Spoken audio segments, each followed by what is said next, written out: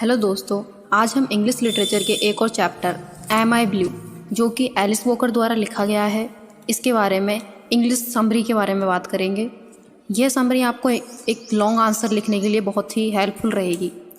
तो चलो स्टार्ट करते हैं। Introduction of the author. Alice Walker was born in 1944। Alice Walker का जन्म 1944 में हुआ। She is an American poetess and fiction writer. वह एक अमेरिकी लेखिका और एक उपन्यासकार लेखिका हैं। Her parents were poor sharecroppers. उसके जो पेरेंट्स हैं वो किसान मजदूर हैं। He had to face disappointment many time due to love and marriage. उन्हें शादी और प्यार के संबंध में बहुत ज़्यादा निराशा का फेस करना पड़ा। Her first book of poetry was once. उनकी कविता की प्रथम रचना बंस थी। Her first book of short stories was in love and travel stories of black women. जो उनकी शॉर्ट स्टोरीज थी, उनकी पहली रचना इन लव एंड ट्रेवल वाली थी। Her novel the colour purple won her the Pulitzer prize. जो उनका नॉवेल यानी उपन्यास था उनके जब कलर पर्पल, उसमें उनको एक पुलिट्जर प्राइज भी मिला था। तो अब हम इसकी समरी के बारे में बात करते हैं। The story Am I Blue is written by Alice Walker. जो ये कहानी है एम आई ब्लू, ये एलिस वॉकर द्वारा लिखी गई है। This story about a horse named Blue. ये जो स्टोरी है यह एक हॉर्स के बारे में है जिसका नाम ब्लू है। Through this story the author wants to reveal to us the cruelty of people towards animal. इस कहानी के माध्यम से लेखिका हमें ये बताना चाहती है कि जो व्यक्तियों की क्रूरता होती है जानवरों के प्रति, उसके बारे में समझाना चाहती है कि किस प्रकार इंसान जानवरों के प्रति बुरा व्यवहार करते हैं। The theme of this story is also around a horse desperation. जो थीम है, इसकी विषय वस्तु है इस कहानी की, वो इसके हॉर्स डेस्परेशन यानी जो एक घोड़े की निराशा है उसके इर्द गिर्द घूमती है। The author wants to tell us that we always give priority to our feelings and consider them necessary। जो लेखिका है वो हमें ये बताना चाहती है कि हम हमेशा अपनी फीलिंग्स को प्रायोरिटी देते हैं और उन्हें बहुत ज़्यादा नेसेसरी यानी आवश्यक समझते हैं। But we forget animals feeling. लेकिन हम जानवरों की जो फीलिंग्स होते हैं, उनके अनुभव या फिर वो जो चाहते हैं, उनको हम फॉरगेट कर देते हैं। उनकी जो चाहते हैं या फिर जो आवश्यकता होती है हम उन पर कभी भी ध्यान नहीं देते। As long as we are young.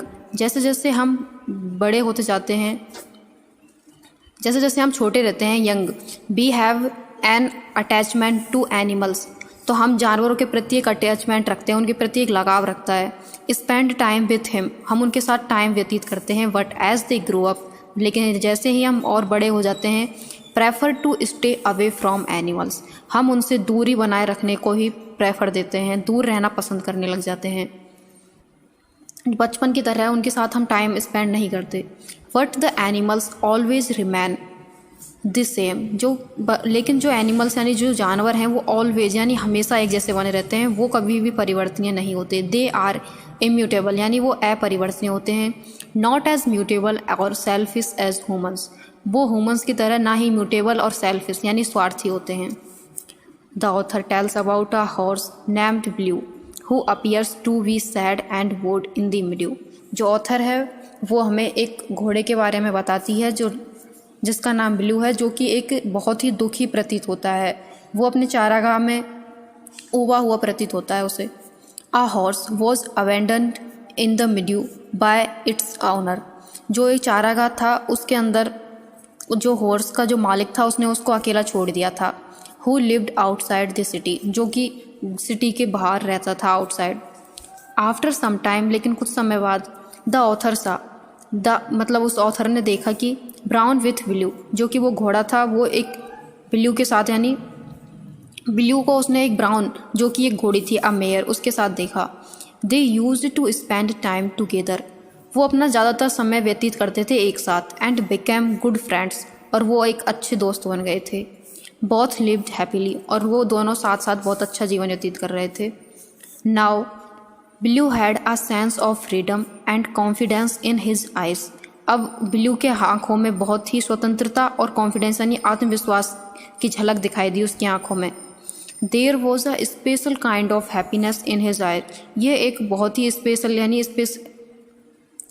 यानी विशेष प्रकार की खुशी थी उसकी आंखों में। But this happiness did not last for ever. लेकिन ये जो खुशी थी वो ज़्यादा दिनों तक नहीं रह सकी। One day the writer saw that Blue was running alone here and there in the meadow. एक दिन लेखिका ने देखा कि जो ब्लू नामक घोड़ा था वो इधर उधर चारागाह में अकेला ही दौड़ रहा था। When she asked the children, जब उसने बच्चों से पूछा तो she was found that Brown's owner had taken away her from mildew.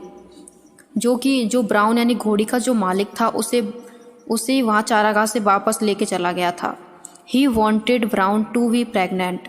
वो चाहता था कि ब्राउन प्रेग्नेंट हो जाए।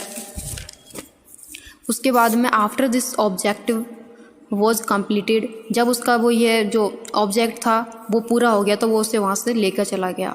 Brown was taken from there. Now Blue was running like a mad man. जो अब ब्लू बेचारा अकेला उस चारागाह में घूम रहा था वो ऐसा घूम रहा था जैसे कि एक कोई पागल इंसान की तरह घूम रहा हो।